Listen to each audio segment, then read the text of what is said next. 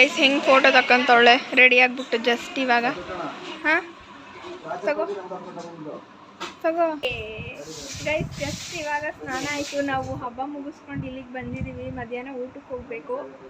ಇವಾಗ ನಮ್ಮದು ಅಂಗಡಿ ಪೂಜೆ, ಓಪನಿಂಗ್ ಪೂಜೆ ಇದೆಯಲ್ವಾ, ಅಲ್ಲಿಗೆ ಹೋಗೋಣ ಅಂತ ರೆಡಿ ಆಗಿದ್ದೀವಿ ಎಲ್ಲರೂ. ನೋಡಿ ನಾವು ಅಮ್ಮನ ತೋರಿಸ್ತೀವಿ. ನಮ್ಮಮ್ಮ ಮಾತಾಡೋದು ಈಗ ಬಿಜಿ. ಇಲ್ಲಿ ಅಪ್ಪ ರೆಡಿ ಆಗ್ತಾ ಇದ್ದಾರೆ, ನನ್ನ ತಮ್ಮ ಸ್ನಾನ ಮಾಡ್ತಾ ಇದ್ದಾರೆ, ನಮ್ಮ ಅಜ್ಜಿನೂ ರೆಡಿ ಆಗ್ತಾರೆ.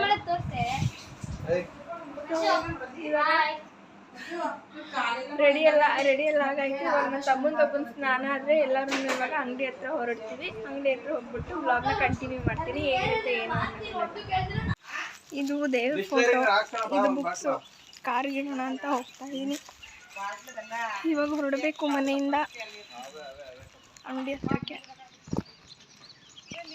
ಬಿಸಿಲು ನನಗೆ ಆಪೋಸಿಟ್ ಆಗಿದೆ. ಹಾಂ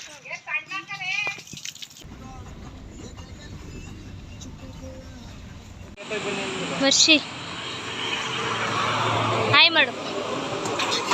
this is mine channel, main. So guys, ನಾವಿವಾಗ ಅಂಗಡಿ ಹತ್ರ ಬಂದಿದ್ದಾಯಿತು. ಅಂಗಡಿಯಲ್ಲಿ ಸದ್ಯಕ್ಕೆ ಏನು ಐಟಮ್ಸ್ ಇಲ್ಲ. ನಾನು ಲಾಸ್ಟ್ ವ್ಲಾಗಲ್ಲಿ ಹೇಳ್ದಂಗೆ ಐಟಮ್ಸ್ ಪೂಜೆ ದಿನ ಬರೋದಿತ್ತು.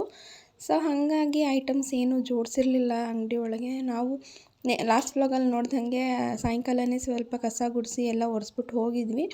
ಹಾಗೂ ಸ್ವಲ್ಪ ರೋಡ್ ಸೈಡ್ ಇರೋದ್ರಿಂದ ಧೂಳಾಗಿರುತ್ತೆ ಅಂತ ಹಾಗೆ ಮೇಲ್ಮೇಲೆ ಗುಡಿಸ್ಕೊಂಡು ಆಚೆಗೆಲ್ಲ ನೀರು ಹಾಕಿ ರಂಗೋಲಿ ಬಿಡೋಣ ಅಂತ ರಂಗೋಲಿ ಹಾಕ್ತಾಯಿದ್ದೀನಿ. ನನ್ನ ರಂಗೋಲಿ ಹೇಗಿದೆ ಅಂತ ನಾನು ಫೈನಲಾಗಿ ಔಟ್ಪುಟ್ ತೋರಿಸ್ತೀನಿ, ಹೇಗೆ ಬಂದಿದೆ ಏನು ಅಂತ. ಆ ರಂಗೋಲಿ ಬಿಡೋಷ್ಟರಲ್ಲಿ ಸಖತ್ ಸೆಕೆ ಆಗೋಯ್ತು. ಯಪ್ಪ ಏನು ಸೆಕೆ ಅಂತೀರಾ, ಬಿಸಿಲು. ಇನ್ನೂ ಬ್ಯಾಂಗ್ಳೂರು ಬಿಸಿಲಲ್ಲಿ ಇದ್ಬಿಡ್ಬೋದು ಅಂತ ಒಂದು ಪಕ್ಷ ಹೇಳ್ಬೋದು. ಊರಿನ ಬಿಸಿಲಲ್ಲಿ ಮಾತ್ರ ಇರೋಕ್ಕಾಗಲ್ಲ. ಫುಲ್ಲು ಬಿಡೋಷ್ಟರಲ್ಲಿ ನಾನು ಬೇವರೆಲ್ಲ ಸ್ನಾನ ಮಾಡಿಬಿಟ್ಟಿದೆ ಅಂತ ಹೇಳ್ಬೋದು, ಅಷ್ಟು ಸೆಕೆ ಆಗ್ತಿತ್ತು. ಯಪ್ಪ ದೇವ್ರೆ. ಸೊ ಇವಾಗ ರಂಗೋಲಿ ಎಲ್ಲ ಬಿಟ್ಟಿದ್ದಾದಮೇಲೆ ಪೂಜಾರಿ ಬರ್ತಾರೆ. ಅವ್ರು ಬಂದಿದ್ದಾದಮೇಲೆ ಪೂಜೆನ ಸ್ಟಾರ್ಟ್ ಮಾಡ್ತಾರೆ. ಹಾಗೆ ನಮ್ಮ ಸಂಬಂಧಿಕರನ್ನ ಸ್ವಲ್ಪ ಜನ ಕರೆದಿದ್ವಿ ಅಂಗಡಿ ಪೂಜೆಗೆ.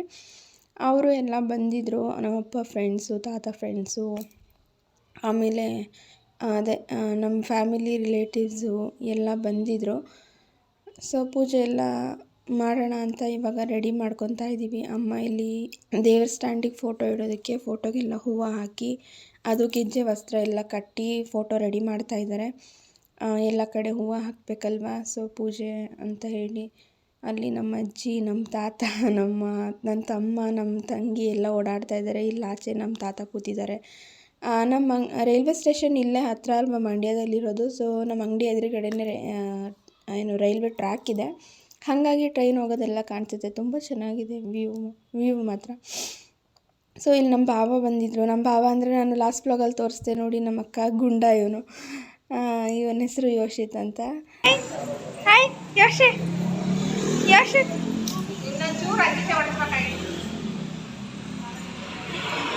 ನಾನು ರಂಗೋಲಿ ತೋರಿಸ್ತೀನಿ ಬನ್ನಿ ಹೆಂಗೆ ಬಿಡಿಸಿದ್ದೀನಿ ಅಂತ ಫೈನಲಾಗಿ. ಸೊ ಹಿಂಗೆ ಬಿಡಿಸಿದೆ, ಆದರೂ ಗಾಳಿಗೆ ಸ್ವಲ್ಪ ಹಾರಾಡ್ಕೊಂಡು ಹಾಗೆ ಹಿಂಗೆ ಎಲ್ಲ ಆಗಿ ಒಂಚೂರು ಚೆನ್ನಾಗಿ ಬಂದಿತ್ತು ರಂಗೋಲಿ.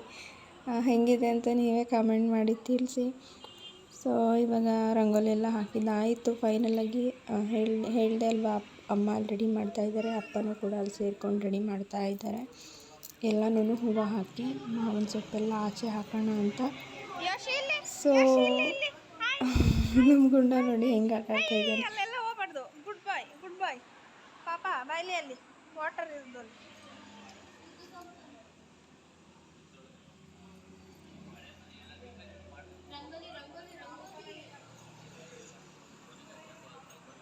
ಸೊ ಗೈಸ್ ಎಲ್ಲ ರೆಡಿ ಮಾಡ್ಕೊಂಡಿದ್ದಾದಮೇಲೆ ಪೂಜಾರಿ ಬಂದರು. ಅವ್ರು ಬರೋಷ್ಟರಲ್ಲಿ 9:15 ಆಗಿತ್ತು ಅನಿಸುತ್ತೆ.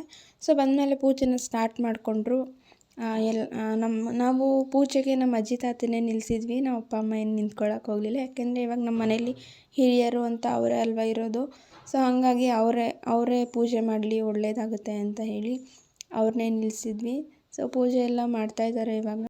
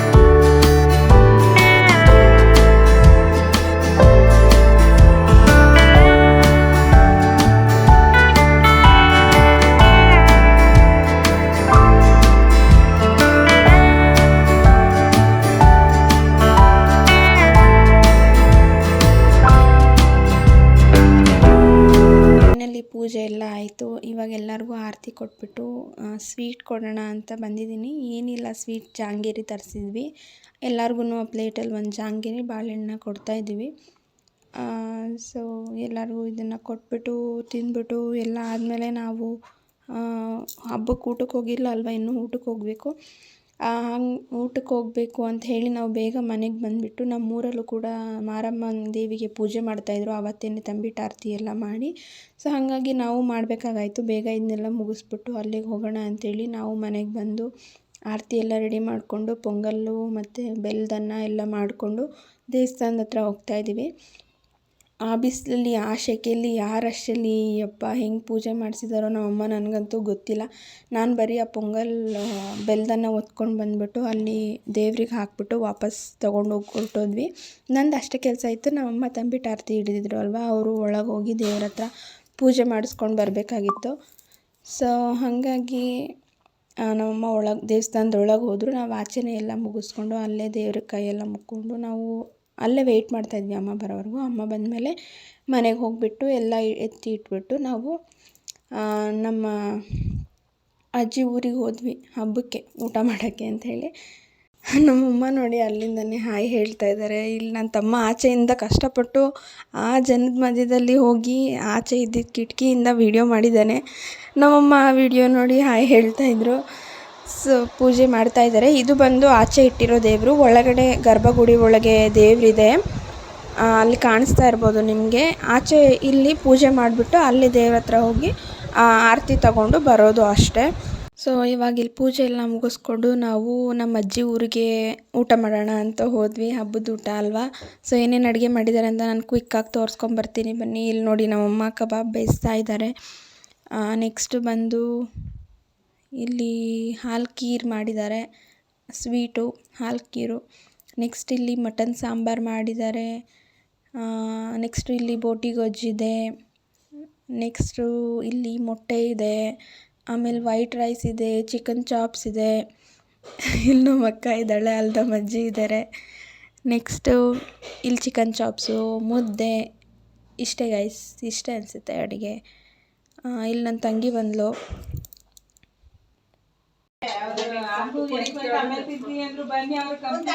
ಒಬ್ಳೆ ಮೇಯ್ತಾವಳೆ ಗೈಸ್.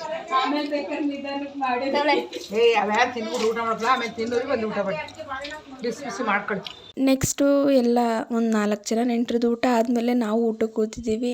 ನಾವು ಎಲೆಗೆ ಏನೇನೆಲ್ಲ ಬಡಿಸ್ಕೊಂಡಿದ್ದೀವಿ ಅಂತ ತೋರಿಸ್ತಾ ಇದ್ದೀನಿ.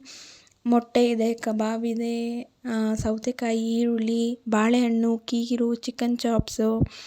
ನೆಕ್ಸ್ಟು ಅನ್ನ ಸಾಂಬಾರು. ಅದಾದಮೇಲೆ ಇಲ್ಲಿ ಮಟನ್ ಸಾಂಬಾರಿದೆ. ಸೊ ಇಷ್ಟು ನಮ್ಮ ಊಟ ಆಗಿತ್ತು. ನಾವು ಮಧ್ಯಾಹ್ನ ಊಟ ಎಲ್ಲ ಚೆನ್ನಾಗಿ ಬ್ಯಾಟಿಂಗ್ ಮಾಡಿಬಿಟ್ಟು ಸಾಯಂಕಾಲ ಒಂದು 6 ಗಂಟೆ ಹಾಗೆ ದೇವಸ್ಥಾನದ ಹತ್ರ ಹೋದ್ವಿ. ಇದೇ ದೇವ್ರದ್ದು ಹಬ್ಬ. ಈ ದೇವ್ರ ಹೆಸರು ಬಂದು ಅರಳೆ ತಾಳಮ್ಮ ಅಂತ. ಸೊ ಇವರು ಬಂದು ಪೂಜಾರಿ. ಅರಳೆ ತಾಳಮ್ಮ ದೇವಿದು ಕೊಂಡೋತ್ಸವ ಇದ್ದಿದ್ದು ಅವತ್ತು ಹಬ್ಬ ಬಂದು. ಸೊ ನೀವಲ್ಲಿ ನೋಡ್ತಾ ಇರ್ಬೋದು ದೇವಸ್ಥಾನದ ಎದುರುಗಡೆ ಕೆಂಡ ತುಳಿದಿರೋದು ಪ್ಲೇಸು. ಅದು ನಾವು ಈವ್ನಿಂಗ್ ಹೋದ್ರೂ 6 ಗಂಟೆಲಿ ಇನ್ನೂ ಸಖತ್ ಕಾವು ಹಂಗೆ ಇತ್ತು. ಸಿಕ್ಕಾಪಟ್ಟೆ ಕಾವಿತ್ತು ಈ ಬಿಸಿಲಿಗೂ ಬೇಸಿಗೆಗೂ ಅದಕ್ಕೂ. ಸೊ ಲೈಟಿಂಗ್ಸ್ ಎಲ್ಲ ಆನ್ ಮಾಡಿದ್ರು, ತುಂಬಾ ಚೆನ್ನಾಗಿತ್ತು ನೋಡೋದಕ್ಕೆ. ಜನ ಇರಲಿಲ್ಲ ಅಲ್ವಾ, ಹಾಗಾಗಿ ದೇವಸ್ಥಾನದ ಸುತ್ತಮುತ್ತ ಚೆನ್ನಾಗಿತ್ತು. ಈ ದೇವಸ್ಥಾನ ಬಂದು ಊರು ಲಾಸ್ಟಲ್ಲಿ ಇರೋದ್ರಿಂದ ಯಾರೂ ಇರೋಲ್ಲ ಅಲ್ಲಿ. ನಾವು ಹೋದರೆ ಮಾತ್ರ ಜನಗಳಷ್ಟೇ, ಇನ್ಯಾರೂ ಜನ ಇಲ್ಲ ಅಲ್ಲಿ. ಸೊ ಇನ್ನೇನು ಅವರು ಪೂಜಾರಿ ಬೆಳಗ್ಗೆಯಿಂದ ಹಸ್ಕೊಂಡು ಪೂಜೆ ಮಾಡ್ಕೊಂಡಿದ್ರು. ಇನ್ನು ಸಾಯಂಕಾಲ ಅವರು ಮನೆಗೆ ಹೋಗಬೇಕು ಅಂತ ಎಲ್ಲ ಎತ್ತಿಡ್ತಾಯಿದ್ರು. ಅಷ್ಟರಲ್ಲಿ ಜನ ಒಬ್ಬೊಬ್ಬರಾಗಿ ಬರ್ತಾಯಿದ್ರು. ಹಾಗೆ ನಾವು ಕೂಡ ಹೋದ್ವಿ. ಪರವಾಗಿಲ್ಲ, ಪೂಜೆ ಎಲ್ಲ ಮಾಡಿಕೊಟ್ರು. ಪೂಜೆ ಎಲ್ಲ ಮಾಡಿಸ್ಕೊಂಡಿದ್ದಾದಮೇಲೆ ನೆಕ್ಸ್ಟು ನಾವು ಮನೆ ಕಡೆಗೆ ಹೊರಟ್ವಿ. ಇದೆಲ್ಲ ಮುಗ್ದಿದ್ದು ನೆಕ್ಸ್ಟ್ ಡೇ ನಾವು ಬೆಂಗಳೂರಿಗೆ ಹೊರಟ್ವಿ. ನೆಕ್ಸ್ಟ್ ಬೆಂಗಳೂರಿಗೆ ಹೋದ್ಮೇಲೆ ಏನಾಯಿತು ಅನ್ನೋದನ್ನು ನಾನು ವ್ಲಾಗಲ್ಲಿ ತಿಳಿಸ್ತೀನಿ. ಸದ್ಯಕ್ಕೆ ನಾನಿಲ್ಲಿ ನಿಶ್ಚಯಿಸ್ಕೊಂಡು ಇಲ್ಲೇ ನಿಂತಿದ್ದೀನಿ. ಅವರೆಲ್ಲ ಪೂಜೆ ಮಾಡಿಸ್ತಾ ಇದ್ದಾರೆ ಒಳಗೆ. ಓಕೆ ಗೈಸ್, ನೆಕ್ಸ್ಟ್ ಏನಾಯಿತು ಅಂತ ಅಂದರೆ ರಾತ್ರಿ 10 ಗಂಟೆಗೇನೋ ನಾಟಕದ ಸೆಟ್ ಹಾಕ್ಬಿಟ್ಟು ಊರಲ್ಲಿ ನಾಟಕ ಶುರು ಮಾಡ್ತಾಯಿದ್ರು. ನಾಟಕ ಶುರು ಮಾಡಿದ್ರು. ನಾವು ಒಂದು 10:30 ಹಾಗೇನೋ ಬಂದ್ವಿ ಇಲ್ಲಿ ನಾಟಕದ ಹತ್ರ. ಸೆಟ್ ಮಾತ್ರ ಸಕ್ಕತ್ತಾಗಿ ಹಾಕಿದ್ದು. ಜನ ತೋರಿಸ್ತೀನಿ ನೋಡಿ ಎಷ್ಟು ಜನ ಇದ್ದಾರೆ. 10:30 ಆದ್ರೂ ಯಾರೂ ಮಲಗಿಲ್ಲ ನಾಟಕ ನೋಡೋದಕ್ಕೆ ಅಂಥೇಳಿ. ಇಲ್ಲಿ ಊರ ಎಂಟ್ರೆನ್ಸ್ ಇದೆಯಲ್ವಾ, ಅಲ್ಲಿ ಹಾಕಿದ್ರು ನಾಟಕದ ಸೆಟ್ನ. ಸೊ ಎಲ್ಲ ಬಂದ್ಬಿಟ್ಟು ಕೂತ್ಕೊಂಡು ನಾಟಕ ನೋಡ್ತಾಯಿದ್ರು. ಎಲ್ಲ ಎಷ್ಟೊತ್ತವರೆಗೂ ನೋಡಿದ್ರು ಗೊತ್ತಿಲ್ಲ. ನಾವು ಒಂದು 20 ನಿಮಿಷ ಏನೋ ಇದ್ವಿ ಅಲ್ಲಿ ಅಷ್ಟೇ. 20 ನಿಮಿಷ ನೋಡಿಕೊಂಡು ನಾವು ಕೂಡ ಮನೆ ಕಡೆಗೆ ಹೊರಟ್ವಿ. ಸೊ ಗೈಸ್, ಸದ್ಯಕ್ಕೆ ನಾನು ಈ ವ್ಲಾಗ್ನ ಇಲ್ಲಿಗೆ ಎಂಡ್ ಮಾಡ್ತಾಯಿದ್ದೀನಿ. ನಿಮಗೇನಾದರೂ ಈ ವಿಡಿಯೋ ಇಷ್ಟ ಆದರೆ ಪ್ಲೀಸ್ ಲೈಕ್ ಮಾಡಿ, ಶೇರ್ ಮಾಡಿ. ಹಾಗೆ ಇನ್ನೂ ಯಾರು ನನ್ನ ಚಾನಲ್ಗೆ ಸಬ್ಸ್ಕ್ರೈಬ್ ಮಾಡ್ಕೊಂಡಿಲ್ಲ ಬೇಗನೆ ಸಬ್ಸ್ಕ್ರೈಬ್ ಮಾಡ್ಕೊಳ್ಳಿ. ಹಾಗೆ ಪಕ್ಕದಲ್ಲಿ ಇರೋ ಬೆಲ್ಲೈಕನ್ನ ಕೂಡ ಕ್ಲಿಕ್ ಮಾಡಿ. ಸೊ ದಟ್ ನಾನು ಯಾವುದೇ ವಿಡಿಯೋ ಹಾಕಿದರೂ ಫಸ್ಟ್ ನೋಟಿಫಿಕೇಷನ್ ನಿಮಗೆ ಬರುತ್ತೆ. ಆಗ ನೀವೇ ವಿಡಿಯೋನ ಮೊದಲು ನೋಡ್ಬೋದು. ಸೊ ನಾವು ನಾಟಕ ನೋಡ್ಕೊಂಡು ಮನೆಗೆ ಹೋಗ್ತೀವಿ. ಈ ಹಬ್ಬದ ವ್ಲಾಗ್ನ, ಊರಿನ ವ್ಲಾಗ್ ಪಾರ್ಟ್ 2ನ ಇಲ್ಲಿಗೆ ನಿಲ್ಲಿಸ್ತಾ ಇದ್ದೀನಿ. ನೆಕ್ಸ್ಟ್ ವ್ಲಾಗಲ್ಲಿ ಸಿಗ್ತೀನಿ. ಅಲ್ಲಿವರೆಗೂ ಬಾಯ್.